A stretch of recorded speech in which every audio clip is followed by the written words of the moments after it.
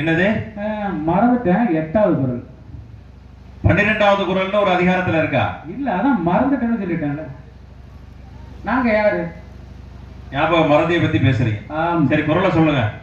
போடுக தண்ணி போடுக, போட்ட பின் ஆடுக அதற்கு தக.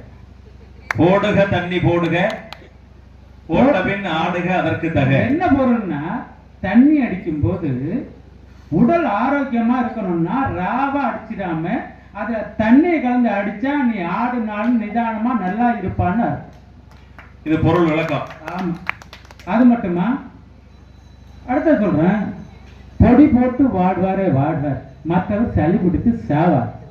மறுகையார். மூக்கு பொடி போட்டு வாழ்வாரே வாழ்வார்னு சொல்லுங்க.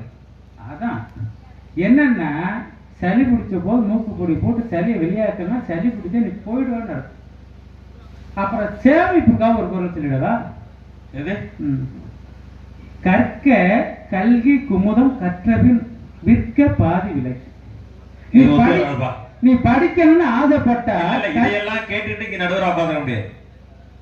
அவசரப்படாதீங்க, அவசரப்படாதீங்க.